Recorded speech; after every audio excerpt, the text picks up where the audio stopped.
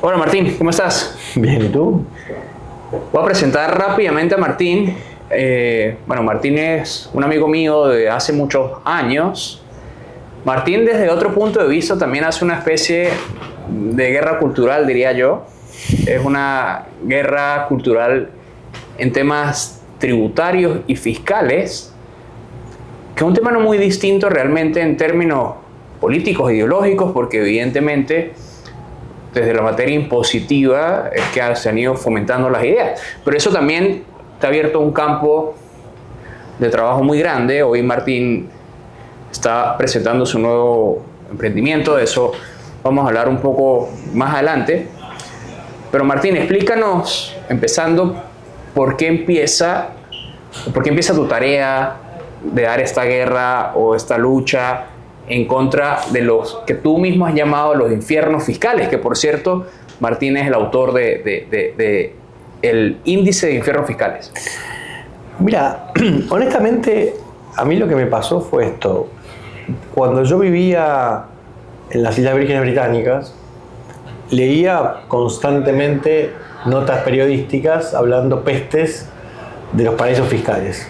Ya va, un paréntesis. ¿Qué hace un argentino viviendo en las Islas Vírgenes? Bueno, yo me fui de Argentina en 2001-2002, o sea, en la crisis del Corralito, o sea, yo un joven abogado que quería progresar y que veía que en Argentina no había ningún tipo de posibilidad. Lo que yo pensé en su momento fue irme a trabajar a BVI, en este caso, implicaba diversificar un poco mi base de clientes, no trabajar solo con argentinos, sino trabajar con, bueno, en ese momento mucho con Venezuela, y también con otros países, con lo cual dije, para mí, vivir en Argentina no le veo mucho futuro si solo me dedicar a Argentina, porque Argentina cada 2 o 3 años viene una crisis, sí, y el abogado por ahí que hace, no sé, en mercado de capitales termina haciendo quiebras.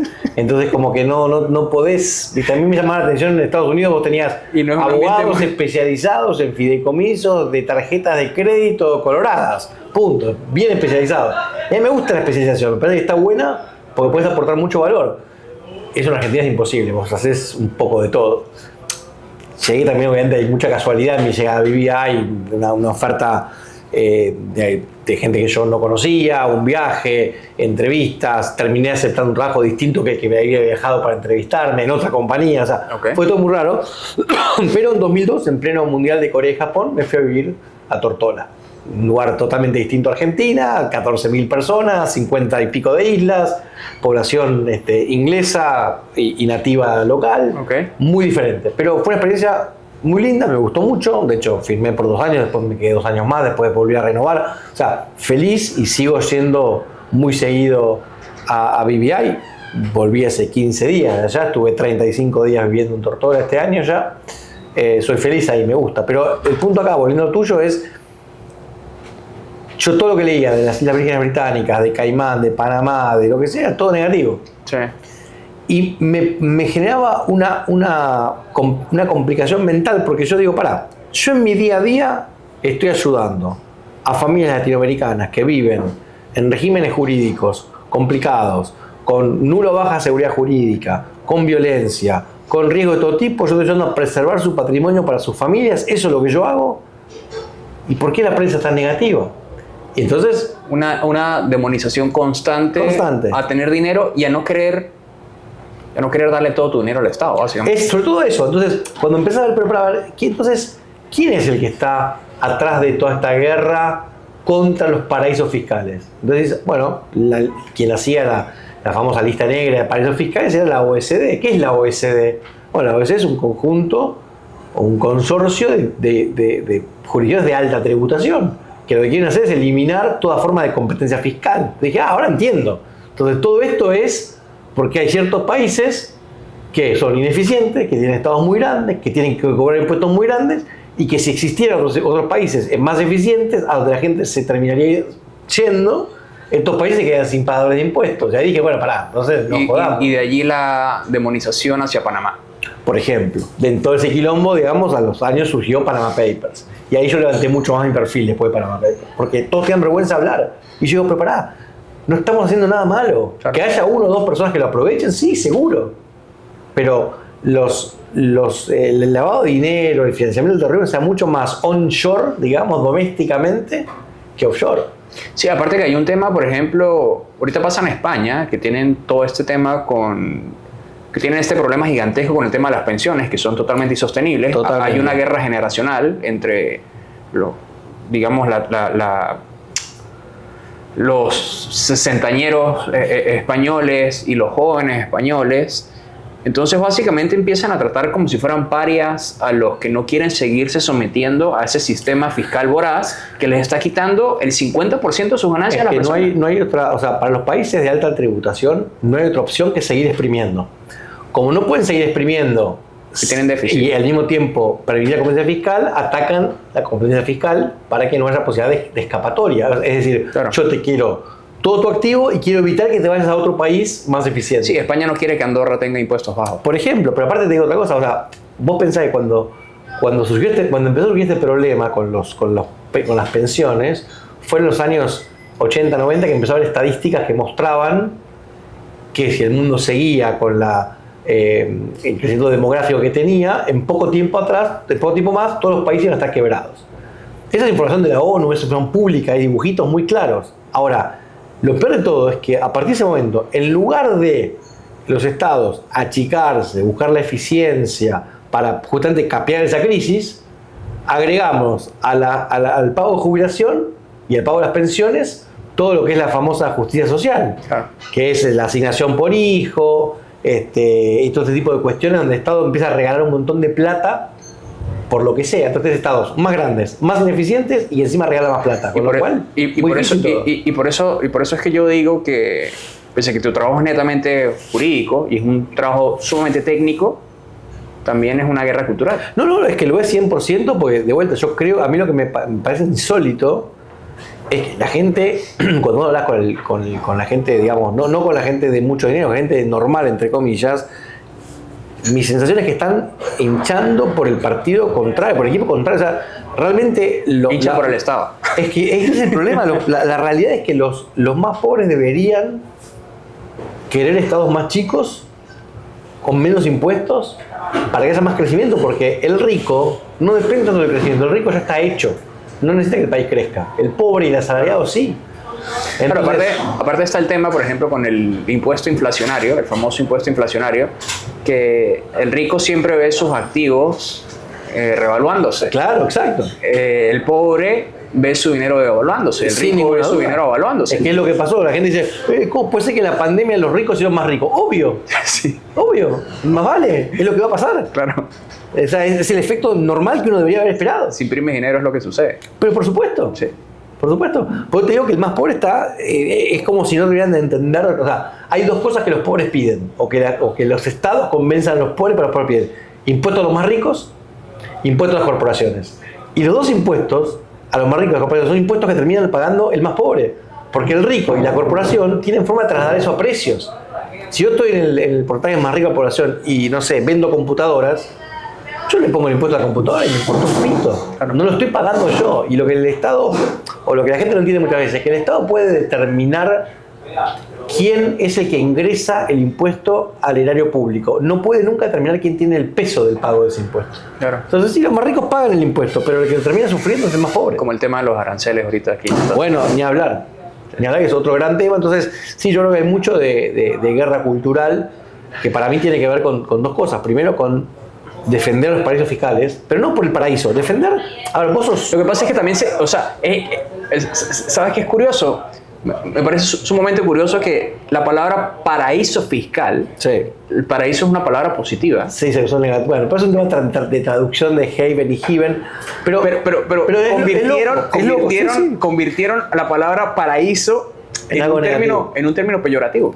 Es que, de vuelta, yo lo que creo que la gente tiene que entender es que en esta guerra entre paraísos fiscales y infiernos tributarios, el malo es el infierno tributario.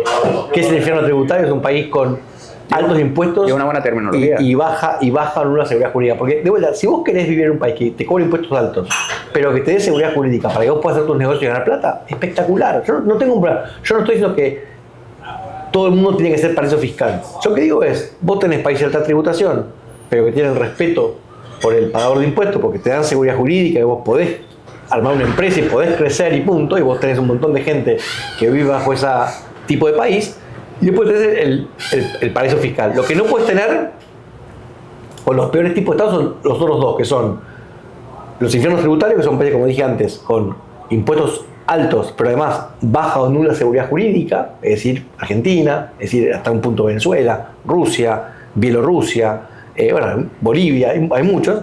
Y después tenés otro tipo malo de Estado, es el Estado fallido, es decir, no te cobro nada de impuestos, pero tampoco te doy nada, como por ejemplo los Estados africanos. Entonces tenés dos tipos buenos de impuestos de países y dos tipos malos. Venezuela fue prácticamente algo muy similar antes de la llegada de Maduro, porque había una alta renta petrolera y básicamente el Estado se financiaba el dinero del petróleo.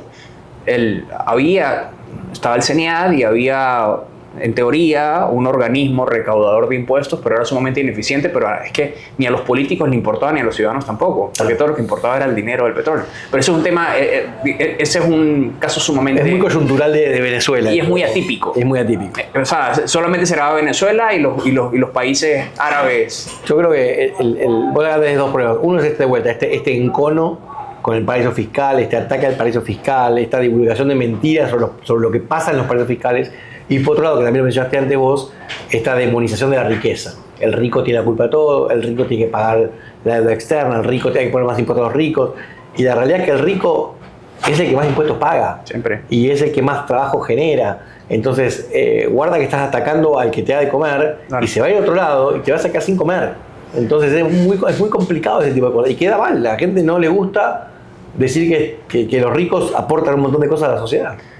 Martín, y en toda esa coyuntura política, ¿cómo se adapta o cómo lo adaptas a tu trabajo? Bueno, hoy estás lanzando, es una agencia, o sea, quieres básicamente representar a deportistas de alto nivel. ¿Cuál es el... Antes que nada, ¿cómo están culturalmente preparados ellos para este tipo de temas? Porque se han visto muchos casos de deportistas que han derrochado. Sí, no, es que no tienen educación financiera. A ver, varias cosas. Primero que nada, lo que yo hago en mi carrera profesional hace ya muchos años es muy consistente con lo que yo hago en mi carrera, entre comillas, o en mi batalla cultural, que es tratar de ayudar a las familias a proteger su patrimonio de los estados. Cuando hablo, digamos, a nivel público, lo trato de expresar en términos generales. Cuando trabajo con una familia puntual, lo hago a través de estructuras jurídicas para que logren ese objetivo. Los deportistas es un segmento, artistas de deporte es un segmento muy golpeado, donde se gana mucho dinero y se malgasta mucho dinero. Entonces lanzamos ahora una segunda empresa, mantengo la primera, una segunda empresa basada en membresías para que este tipo de clientes tenga protección patrimonial por un lado, educación por otro lado, y además le acercamos gente que se dedica a la parte financiera, a la parte de planificación o del retiro. Vas a tener un tema, vas a tener como una especie de aula virtual con cursos. Sí, vamos a tener cursos. Okay. Por ahora empezamos con 2 webinarios por mes, okay, sobre temas de vuelta jurídicos, económicos, financieros, de planificación, de marca, etc. Como para aportar, porque de vuelta lo que nos pasa es que son clientes que vienen con poca formación. No es culpa de ellos. Muchas veces un chico que juega al fútbol o al béisbol tiene que dejar su escuela a los 12, 13 o 14 años para empezar a viajar o empezar a hacer su práctica deportiva, y no puede tener una formación integral. Y son vidas muy sacrificadas las de los deportistas. Son vidas muy sacrificadas, la gente no lo ve normalmente, ve el resultado, pero el resultado es un porcentaje ínfimo, sí, de los que se rompen igual que los conocidos y no llegan. Y también en el tema de, por ejemplo, en el tema de deportes en América Latina, es muy común que los que llegan muy arriba es gente de estratos bajos, totalmente, cuyas sí, familias no tenían tampoco formas de brindarles. Hay un club de fútbol en Argentina que es un club, digamos, yo te diría, sin que se ofenda a nadie, de segundo nivel. Ya no es ni Boca, ni River, ni Independiente, ni Racing, que es Vélez. Vélez igual fue campeón del mundo. Bueno, no es segundo nivel. Es segundo nivel, pero es segundo nivel a nivel de estructura. A ver, en Argentina están los que llaman los 5 grandes. Los grandes. Son Argentina, son de Boca, River, Independiente. Sí, Vélez la época dorada fue que con Chilaver. Claro, y Vélez es como el 6º grande, digamos. Pero por eso digo segundo tier, digamos. Pero ¿a qué voy con esto? Hablando con los dirigentes de hace unos años, no voy a dar un nombre de dirigente ni tampoco voy a decir el año, pero me decía, mira, el 90% de los jugadores juveniles de fútbol de Vélez Sarsfield, que de vuelta no es ni Boca ni River, firman su primer contrato a los 17, 18 años, el 90% ya en ese momento gana más que su familia, que sus padres. Qué locura. Entonces, claro, necesitas educación para ellos y también para sus padres. Porque después lo que te encontrás, que pasa mucho, es que el jugador le va bien y termina manteniendo a 30 personas alrededor. Caso Tevez. Por ejemplo. Sí. Pero después se muere, por ejemplo, uno y la familia queda un poco Y justamente, sin ayuda, justamente vi que ahorita, creo que ESPN o Disney están promocionando un documental del Kun Agüero. Sí. Y el Kun decía, mi papá me llevaba a jugar y él cobraba para que yo fuera a jugar, pero a mí no me decía nada. Es que sí, hay mucho de eso. Y el Kun justo es un ejemplo de los que se han administrado bien. Pero el nivel de gastos, hace poco estaba hablando con un jugador de fútbol que me decía, yo estoy pensando en retirarme, tengo 40 millones de dólares, creo que tengo suficiente. No, pero ¿sabes qué pasa? Y yo le digo, depende de tu nivel de gasto. le dije lo mismo, le digo, mirá, yo con 40 millones sí, me retiro perfecto. Con 20 también y con 10 también. Pero vos no lo creo. Sí. Porque, digamos, vos viajás de Europa a Latinoamérica 6-7 veces por avión privado. ¿Vas a dejar de hacerlo? Bueno, no. Bueno, ya está. Ahí te gastaste $1 millón por año. Solo en eso. Sí. Entonces, el problema, hoy lo decíamos en la presentación, el problema no es tanto la inversión. Una buena inversión, una mala inversión, salvo que haya estafa, ¿no? Pero digo, entre una buena inversión y una mala inversión no hay tanta diferencia. En tu caso hay una pérdida de oportunidad, es una pena que invertiste mal, pero no te vas a fundir por malas inversiones, salvo que ya estafas, te vas a fundir por el gasto. Sí. Entonces, si vos fuiste a jugar a Milán, tenés 5 casas en Milán, te fuiste a jugar después a París, tenés 3 casas en París, y están todas vacías, y no las alquilás, y las tenés que mantener, y tenés un barquito, y tenés esto, y bueno, te retiraste, y tenés una vida que sale, no sé, $10 millones. Cuando ganabas 20, claro, no te das problema, ahora pasás de ganar 20 a ganar 0. Porque no es que, como uno que por ahí tiene un mal año, y che, me echaron del trabajo, ganaba 100, estoy 2 o 3 meses sin trabajar, después consigo uno que me paga 80, tengo que ajustar mi vida, está bien, eso nos pasa a todos. Sí, obvio. Pero de 100 a 0 y sin poder volver. Sí, y el tema es que obviamente también, creo que a muchos de los deportistas y seguramente también a los artistas, o sea, uno por lo general tiene una vida un poco progresiva. Claro. En el sentido de que tú cada empiezas... vez es un poquito mejor, digamos. Sí, tú vas creciendo a poco. Esta gente tiene un peak. O sea, pueden pasar de ganar nada a pasar 30 millones de euros anuales. O sea, Alcaraz es ahorita, creo que ya es como el sexto o el sexto tenista con más prize money. ¿Quién? Alcaraz. Claro. Es que ya gana más de 40 millones solo en prize money. Cuando vos te fijas en cualquier deporte, los que más ganan son los actuales. O sea, sí, claro, obviamente, el mercado ha evolucionado. Bueno, yo ayer lo comentaba en un artículo para hacer un comparativo muy simple. Tengo dos comparaciones muy rápidas. Cuando Argentina sale campeón del mundo en 1986 de fútbol, el premio por cabeza, por cada jugador, fue $33.000. En Qatar fueron $2 millones. Sí, no, carajo. Cuando Villas ganó el US Open de tenis, 1977, el premio fue $37.000. Qué locura. Cuando ganó Delpo fue 1.850.000. O sea, eso no es inflación, claramente. Hoy de cada 100... Hay parte. Está bien, pero no es tanto. Pero sí, la mayoría es crecimiento de negocio. Hoy de cada 100 nuevos millonarios, 15 son deportistas o artistas. Qué locura. Y eso va a crecer. Porque está creciendo desproporcionadamente. Hoy la gente hoy consume básicamente entretenimiento. Es lo que más consume la gente. Bueno, yo solamente pago televisión por deportes, yo no pago televisión por eso estoy diciendo, la gente paga por eso. Sí. Y bueno, hay unos, no sé si es tu caso, pero la gente tiene la aplicación de Fórmula 1 y la aplicación de la NBA y la aplicación de la MLS. Sí, porque a mí no me interesa ver televisión en vivo, o sea, a mí no me interesa la programación de televisión. Cuando se fundó ESPN, la gente le decía al dueño de ESPN que era un loco, que nadie iba a pagar por ver deporte universitario, por ejemplo. Hoy tenés, creo que ESPN 1, 2, 3, 4 y 5. Sí. Y todos 24 horas por día. Sí. O sea, el rol que cumplen los deportes y en general el entretenimiento en nuestras vidas es gigantesco. Y de vuelta, contrario a lo que uno piensa, o que lo que debería ser, las principales estrellas no tienen el conocimiento para manejarse, tienen un montón de gente alrededor que los lleva por malos lugares, y hay muchísimo trabajo para hacer ahí. Y también se ve mucho el tema del agente... vamos a decirlo propiamente, la gente malo, ¿no? Sí, claro. La gente que se aprovecha de... Vos tenés, yo siempre digo, hay 3 tipos de agentes. Vos tenés la gente que es inescrupuloso y que busca aprovecharse, Sí. y existe desafortunadamente, menos que antes, pero existe. También padres, ¿no? Tenés, sin duda, tenés de la gente que no sabe, no es malo, pero no sabe, y tampoco asesora bien porque no sabe, y tenés, sí, por suerte, te diría que modernamente más, a gente que entienden que cuanto mejor le vaya al jugador, mejor le va a ellos también, entonces si bien tienen un interés, ayudan. Yo muchas veces le digo a los clientes deportistas, si vos tenés una gente que nosotros le explicamos lo que hacemos y no le gusta lo que estamos haciendo, es un red flag para vos, porque yo no vengo a reemplazarlo, yo vengo a ayudarte, y muchas veces ayudarte es abrirte los ojos de cosas que están haciendo hacer. Sí, claro, pero seguramente para muchos puede ser una amenaza si no están haciendo las cosas bien. Exactamente, es que eso, por eso digo, si sin escucharnos mucho nos quieren afuera es porque están haciendo algo mal, digamos. Martín, cambiando un poquito de tema, vamos a hablar de Argentina. Dale.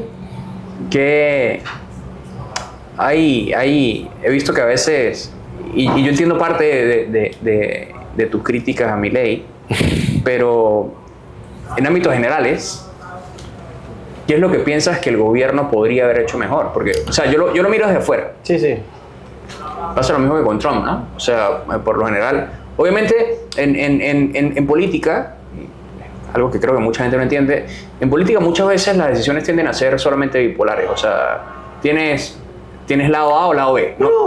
A veces no hay Sin gris. ninguna duda, yo creo que yo no creo en el liberalismo que te dice no me gusta Trump, no me gusta Biden, no votemos a ninguno. O sea, yo entiendo que uno tiene que decir... Y no solo eso, sino que, a ver, la política es un negocio bastante complicado, es complejo.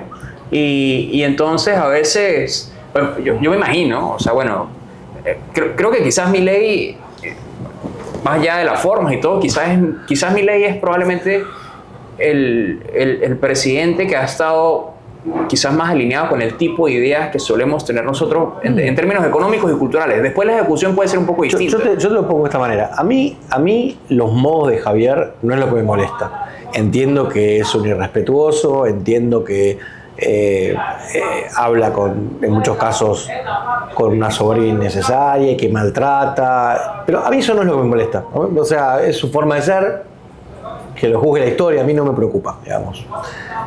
A mí lo que me preocupa es esto.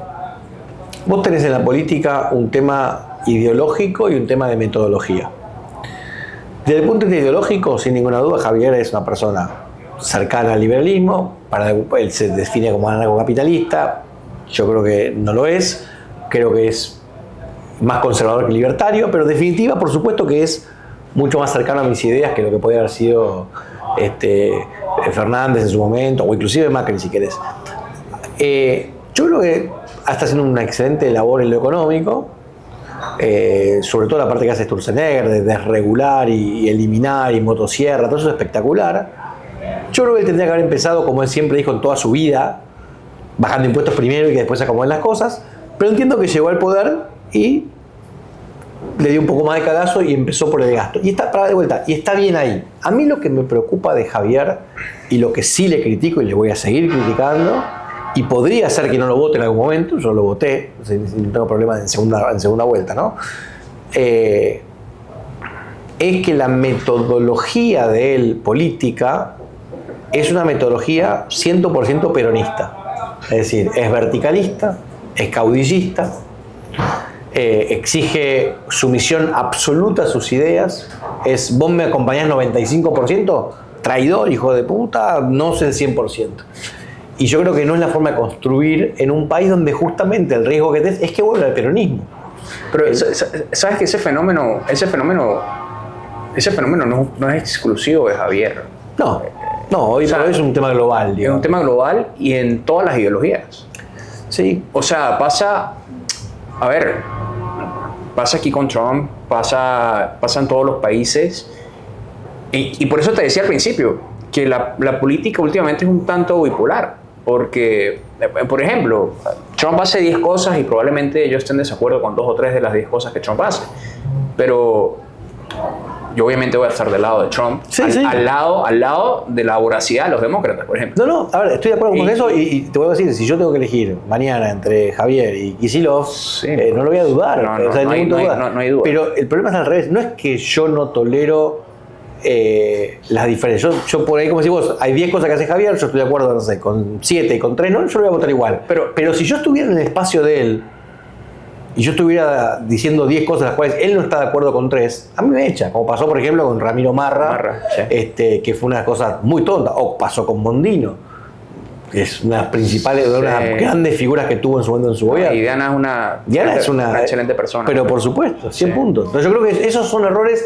Al contrario, yo creo que él debería estar, por ejemplo, en la Ciudad de Buenos Aires, haciendo una alianza con el PRO de Mauricio Macri en lugar de atacarlo, porque, a ver, hoy lo comentaba justo en Twitter, los países... O sea, yo lo que veo de afuera, me parece que Macri no es un socio político confiable para Javier tampoco. Mira, hasta ahora fue al revés. De hecho, cada vez que tuvo que apoyar en el Congreso Nacional a Javier, Macri apoyó. Y Javier no le cumplió muchas cosas que le había dicho.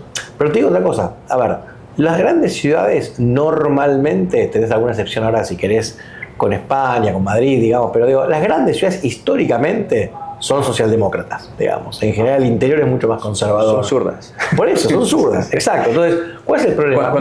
Cuando vi en Bogotá, todos eran petristas. Exactamente, todos. Pero ahora vos tenés en la Ciudad de Buenos Aires el gobierno del PRO. Y el PRO es socialdemócrata, es más zurdo que la Libertad Avanza de Milei. Perfecto. Ahora, Milei, en lugar de atacar a los zurdos, es decir, al peronismo, al radicalismo y a la izquierda, ataca al PRO. Y de hecho, seguramente les consuma muchos votos y el PRO haga una pésima elección, ahora se vota la semana que viene, de diputados de la ciudad. Ahora, eso le puede llegar a dar un triunfo temporario a la Libertad Avanza. Pero la ciudad de Buenos Aires es de izquierda conceptualmente. Entonces la pregunta del millón acá es, ¿no es mejor que siendo de izquierda esté con el PRO, que es bastante razonable, a que le hagan la Libertad Avanza por 2 años y después vaya para el PJ, para el Partido Justicialista? Pero es algo muy similar también a lo que ocurre en España, por ejemplo, con Vox y el PP, ¿no? Es un poco similar, sí. El tema de lo que yo veo con estas particiones en la derecha, y yo trato... O sea, yo que por ejemplo me inmiscuyo mucho en la política regional y hablo con candidatos políticos en diferentes partes del hemisferio y trato de ayudar o aportar en lo que pueda, veo ese problema que es súper complicado y es la partición que hay en los distintos tipos de derechas. Porque hay también derechas, tenemos ahorita estas derechas libertarias, está la derecha conservadora. Para mí tiene que haber una fusión entre ambas, sin ningún problema, pero ya empezó a surgir una nueva derecha casi que putinista, un tipo de derecha completamente distinta que empieza también a permear un poco. Y el problema es que esas derechas pasan en el movimiento MAGA, por ejemplo. Esas derechas empiezan a permear también los movimientos conservadores. Y es un fenómeno muy similar a lo que, por ejemplo, pasó con el Partido Demócrata y los socialistas, es decir, cómo los socialistas fueron penetrando al Partido Demócrata. Y creo que hoy pasa también, por ejemplo, en los movimientos de derecha que tratan de ser razonables, si yo lo quiero decir de alguna manera. Sí. Bueno, digo, a mí el miedo que me da hacia dónde está haciendo Javier, que está ya con una cuota de poder importante y en lugar de estar como más tranquilo, está al contrario, está hablando de odio a los periodistas, esto y lo otro, que yo puedo coincidir, no estoy diciendo que no. Mi problema es, esto es pendular. Entonces, sí, vos tuviste a Cristina, vino Macri, y Argentina dijo, Macri, no, Alberto. Alberto, pará, Milei. Y ahora del otro lado, ¿qué es? Claro. Porque ahora del otro lado es comunismo directamente. Breckman. Claro. Entonces dices, boludo, ¿por qué no vas un poco más al medio? Total, tenés la sensación es que Javier tiene tanto camino para recorrer hacia el medio sin irse a la izquierda que... Yo la verdad, bueno, no sé, mi perspectiva es un poco distinta en ese sentido. Yo no creo que hace falta irse al medio, yo solamente creo que hace falta tener una comunicación un poco... defender los mismos ideales, con la misma fortaleza, con una comunicación menos conflictiva realmente. Y dejar quizás de darle herramientas a la izquierda para victimizarse y para que sus medios puedan sacar las cosas de contexto. Que es también el problema que tenés en Argentina puntualmente, a ver, hasta que apareció Chávez en Venezuela y Maduro, digamos, y hoy tenés el chavismo en Venezuela, que es un fenómeno, entre comillas, relativamente reciente, la política venezolana era bastante razonable y tú tenías discusiones más ideológicas que de fanatismo político, digamos, en definitiva. Venezuela era muy...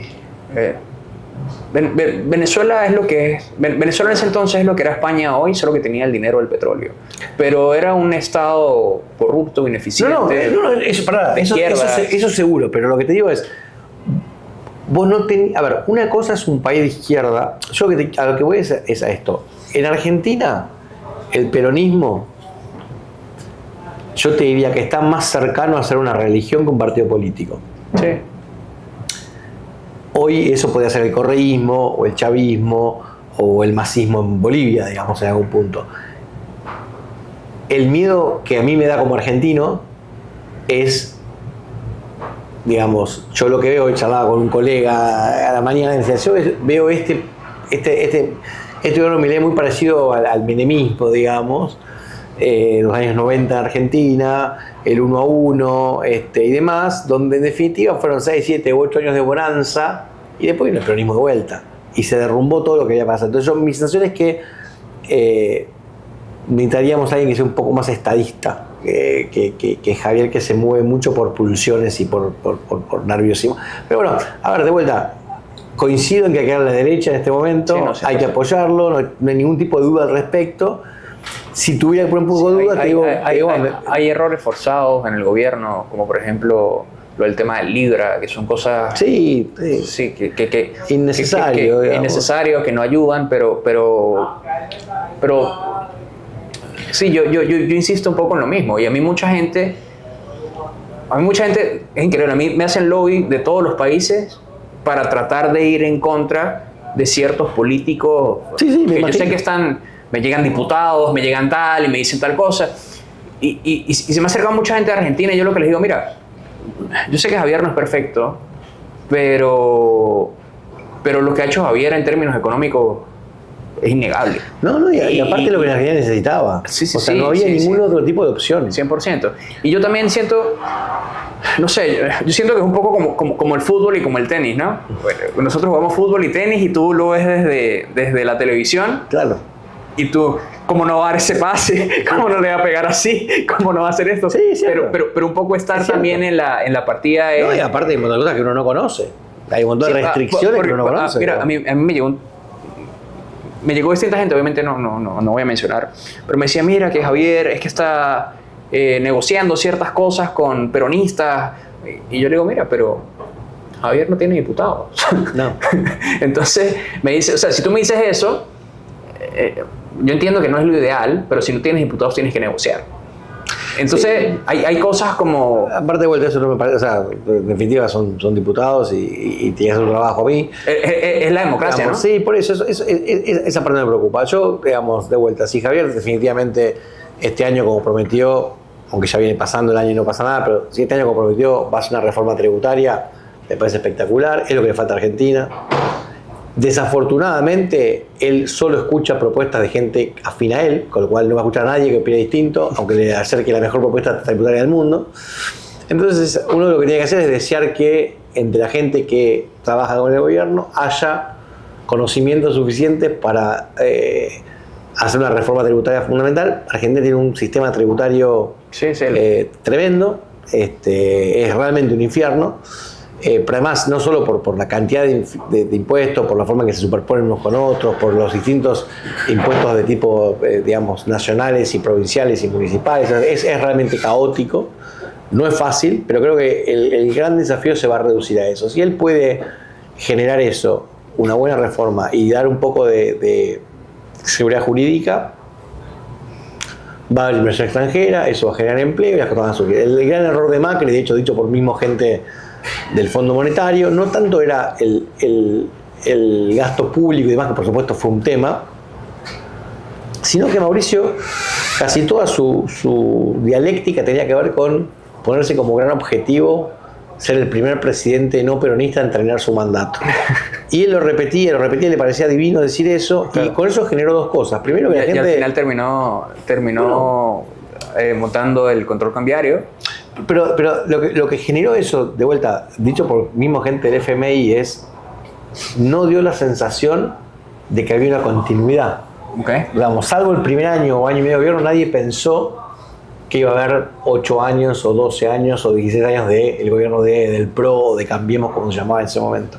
En cambio, la gente lo ve a Javier y aún con la debilidad que tiene en números, como dijiste vos, en diputados y demás, lo ve como un presidente fuerte, Sí, un claro. presidente con poder y comprende que posiblemente se quede 8 años y después veremos qué pasa. Sí, no, y hay que esperar a las elecciones de la Cámara para ver cómo va a quedar constituido y si va a tener más poder para poder pasar su reforma y todo. Yo creo que no va a tener todavía más poder, va a tener que seguir negociando porque por los números y cómo se renueva no es una renovación total, es una renovación parcial de la Cámara, aun cuando tenga el 60% de los votos, que no los va a tener, va a seguir sin mayorías, pero él se manejó siempre como un presidente que tiene el 50 y pico por ciento de los votos y la oposición le respetó siempre eso, digamos. Y creo que si crecen diputados, que crecer va a crecer, no sabemos hasta cuándo, la oposición lo va a respetar más. Y yo creo que, digamos, algo que es una catástrofe, ya con lo que hizo económicamente hablando, debería ganar una reelección a los 4 años sin mayores inconvenientes, lo cual va a haber 8 años de un gobierno que uno diría normal en cuanto a políticas. Olvídate de los términos de vuelta y la dialéctica, pero en cuanto a políticas es un gobierno normal. No, y ¿sabes creo, para dónde va? Y creo que probablemente cuando baje...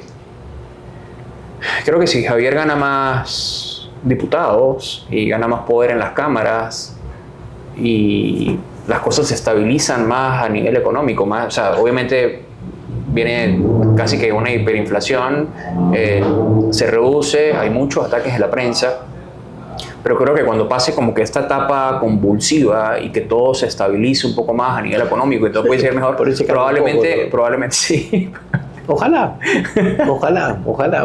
Yo creo que, a ver, de vuelta, puede ser que todo esto, yo lo dije muchas veces hablando con amigos y demás, si todo esto es la forma de construir poder desde una minoría, recontra respetable, digamos. Creo que llega un momento que él va a tener que ir abandonando este personaje para transformarse en algo un poco más de vuelta estadista. Yo creo que si él tiene más diputados y gana alguna gobernación y demás, debería tener un trato distinto para con la gente, digamos. Pero bueno, veremos. Bueno, le tengo fe a Javier. Esperemos Ojalá. que las cosas vayan bien en Argentina. La esperanza es lo último que se pierde, digamos. Porque además la figura de Javier es muy importante.